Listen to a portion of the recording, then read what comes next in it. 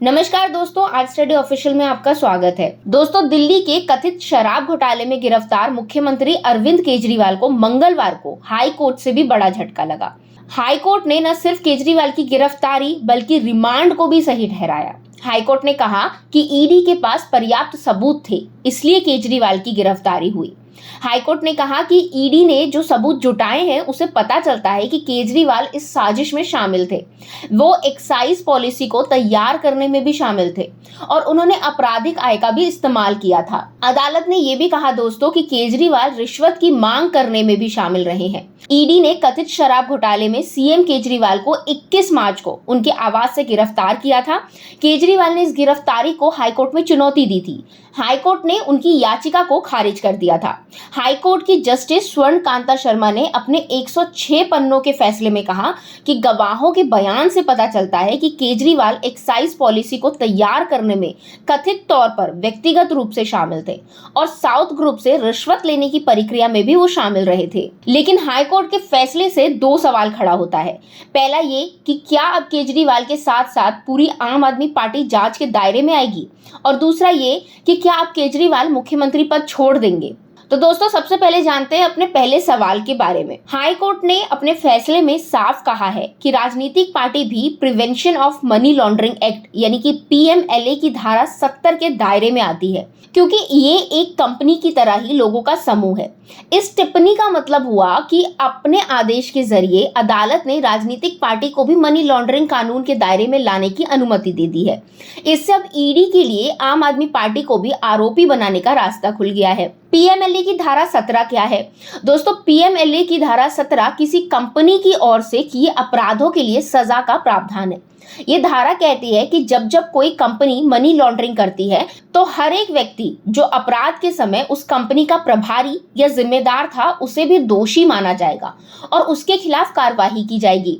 पिछले साल दोस्तों अक्टूबर में सुप्रीम कोर्ट ने ईडी से सवाल किया था कि अगर इस घोटाले से आम आदमी पार्टी को फायदा हुआ है तो उसे आरोपी क्यों नहीं बनाया, मतलब आम आदमी पार्टी को आरोपी क्यों नहीं बनाया। तो दोस्तों, सीएम केजरीवाल की गिरफ्तारी को चुनौती देने वाली याचिका पर सुनवाई के दौरान हाईकोर्ट में ईडी ने कहा था कि इस घोटाले से आम आदमी पार्टी को फायदा हुआ और उसने अपराध किया। पीएमएलए की धारा 70 में सिर्फ रजिस्टर्ड कंपनियां ही नहीं बल्कि व्यक्तियों का समूह भी आता है। तो हाईकोर्ट के इस फैसले के बाद क्या नए संकट की ओर दिल्ली बढ़ रही है? तो दोस्तों, सीएम केजरीवाल की हाईकोर्ट से याचिका खारिज होने के बाद दिल्ली सरकार पर शिकंजा कसता नजर आ रहा है। हाईकोर्ट के फैसले ने आग में घी डालने का काम किया है, क्योंकि सोमवार को ही दिल्ली के एलजी वीके सक्सेना ने गृह मंत्रालय को एक चिट्ठी लिखी थी जिसमें आरोप लगाया गया कि भ्रष्टाचार के मामले में सीएम अरविंद केजरीवाल की गिरफ्तारी के बाद सरकार के कामकाज पर चर्चा के लिए बैठक बुलाई गई थी, लेकिन दिल्ली के मंत्रियों ने इसमें शामिल होने से इनकार कर दिया। एक हफ्ते में दूसरी बार है जब दिल्ली के एलजी ने गृह मंत्रालय को चिट्ठी लिखी है। इससे पहले 4 अप्रैल को एलजी ऑफिस ने केंद्रीय गृह सचिव को चिट्ठी लिखी जिसमें दिल्ली सरकार पर अदालतों को गुमराह करने का आरोप लगाया गया था। अब बात करते हैं दोस्तों केजरीवाल की। क्या केजरीवाल अपने पद से हटेंगे? दोस्तों, हाई कोर्ट ने मंगलवार को जो फैसला दिया उससे अब अरविंद केजरीवाल के इस्तीफे की मांग भी तेज हो गई है। बीजेपी भी केजरीवाल के इस्तीफे की मांग पर अड़ गई है। बुधवार को दिल्ली बीजेपी अध्यक्ष की अगुवाई में इस मांग को लेकर प्रदर्शन करने जा रही है। हालांकि आम आदमी पार्टी केजरीवाल के सीएम पद से इस्तीफे की बात को खारिज करते हैं। दिल्ली सरकार में मंत्री सौरभ भारद्वाज से जब पूछा गया कि क्या अदालत जब दोषी ठहराएगी तभी केजरीवाल इस्तीफा देंगे, इस पर उन्होंने जवाब दिया कि ऐसा होगा ही नहीं और इसका फैसला अदालत करेगी। दोस्तों, इससे पहले 21 मार्च को जब केजरीवाल को ईडी ने गिरफ्तार किया था तब भी आम आदमी पार्टी के नेताओं ने कहा था कि वो जेल से ही सरकार चलाएंगे। हालांकि कुछ दिन पहले एक कार्यक्रम में उपराज्यपाल वीके सक्सेना ने कहा था कि जेल से सरकार नहीं चलाई जा सकती। तो दोस्तों, अब सवाल उठता है कि इन सब के बीच अब आगे क्या होगा। तो दोस्तों, केजरीवाल अभी 15 अप्रैल तक तिहाड़ जेल में रहेंगे। केजरीवाल की गिरफ्तारी के बाद से ही दिल्ली में एक नया संकट खड़ा हो गया है। वहीं दिल्ली सरकार और उपराज्यपाल के बीच भी एक नई अनबन पैदा हो गई है। अरविंद केजरीवाल भले ही जेल में है, लेकिन वो अभी भी मुख्यमंत्री पद से इस्तीफा देने के लिए बाध्य नहीं है। ये अलग बात है कि वो खुद अपनी मर्जी से इस्तीफा दे दे और फिर कोई नया मुख्यमंत्री बने।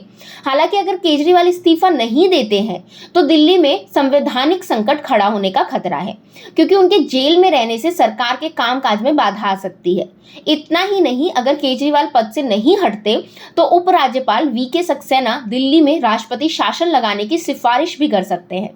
आम आदमी पार्टी भी दिल्ली में राष्ट्रपति शासन लगाए जाने की आशंका पहले ही जाहिर कर चुकी है, लेकिन अगर केजरीवाल अपने पद से इस्तीफा दे देते हैं और उनकी जगह कोई नया नेता मुख्यमंत्री बनता है तो इससे दिल्ली का संवैधानिक और राजनीतिक संकट भी खत्म हो जाएगा। हालांकि अभी इसकी संभावना थोड़ी कम ही नजर आ रही है। तो दोस्तों, आपकी क्या राय है इस पर हमें कमेंट के जरिए जरूर बताइएगा। साथ ही वीडियो को लाइक कीजिए, शेयर कीजिए और चैनल को सब्सक्राइब करना बिल्कुल ना भूलिएगा। Thank you.